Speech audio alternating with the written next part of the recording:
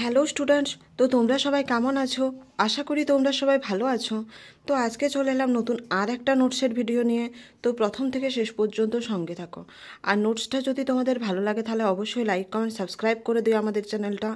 আর এই নোটসটা অবশ্যই তোমাদের বন্ধুদের সাথেও শেয়ার করে দিও, যাতে তাদেরও হেল্প হয়। তো চলো বেশি দেরি না করে শুরু করা যাক। আজকে আমাদের আলোচনার বিষয় ক্লাস 12-এর 4th সেমিস্টারের জন্য একটি খুবই গুরুত্বপূর্ণ কোশ্চেন। বাংলা চলচ্চিত্রের ধারায় পরিচালক মৃণাল সেনের অবদান আলোচনা করো। নোটসটা খুবই সহজভাবে বোধগম্য করে লেখা, তো তোমরা অবশ্যই নোটটাকে দেখে নিও।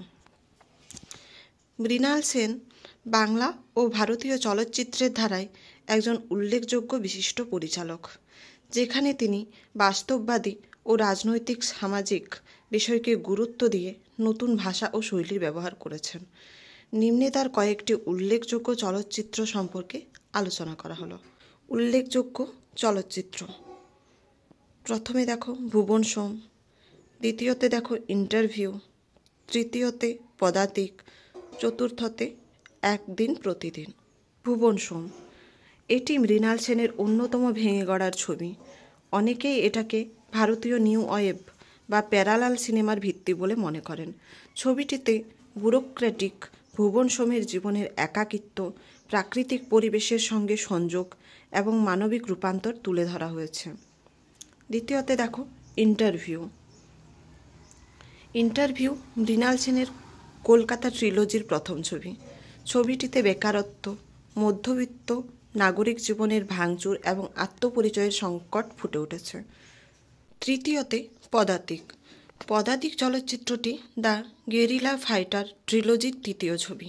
ছবিটিতে বিপ্লবী রাজনৈতিক কর্মী ও এক সেনসিটিভ নারীর মধ্যে সম্পর্ক, তাদের অবাধ্যতা ও সংগ্রামের মনস্তাত্ত্বিক দিকের বিশ্লেষণ রয়েছে। চতুর্থত দেখো একদিন প্রতিদিন। চলচ্চিত্রটির মূল বিষয় লিঙ্গভিত্তিক সামাজিক কাঠামো, পরিবারে নারীর অবস্থা এবং মধ্যবিত্ত জীবনের চাপ। এই চলচ্চিত্রে সাধারণ পরিবারে ঘটে যাওয়া একটি হিংস্র প্রহার দর্শককে গভীরভাবে ভাবায়। এরপর দেখো মৃণাল সেনের অবদান সম্পর্কে নিচে আলোচনা করা হলো। এরকম পয়েন্ট আকারে দেবে। মৃণাল সেনের সিনেমাগুলি শুধুমাত্র বিনোদন দান করে না, বরং সামাজিক গঠনমূলক সমস্যাগুলোর ওপর গভীর প্রশ্ন তোলে। দ্বিতীয়তে দেখো তার চলচ্চিত্রে মধ্যবিত্ত বাঙালি জীবনের দ্বন্দ্ব, দরিদ্রতা, মৌলিক জীবনের নানামুখী সমস্যা, বেকারত্ব, সংঘাত, রাজনৈতিক উত্তেজনা প্রতিফলিত হয়েছে। তৃতীয়ত দেখো তিনি চলচ্চিত্রে নতুন শৈলী এবং ভাষা ব্যবহার করে প্রচলিত ধারার বাইরে গিয়ে বাংলা চলচ্চিত্রকে আন্তর্জাতিক স্বীকৃতি দিয়েছেন। এরপর দেখো উপসংহার। মৃণাল সেন বাংলা ও ভারতীয় চলচ্চিত্রে এমন এক আবর্ত সৃষ্টি করেছিলেন যা শুধু বিনোদন নয়, বরং সচেতনতা, চিন্তা ও পরিবর্তনকে সামনে উপস্থাপিত করে তাকে বাংলা সিনেমার এক কিংবদন্তিতে পরিণত করেছে।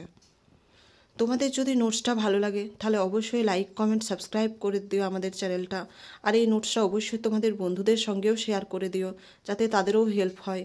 তো এর পরবর্তীতে দেখা হচ্ছে নতুন আর একটা নোটসের ভিডিও নিয়ে।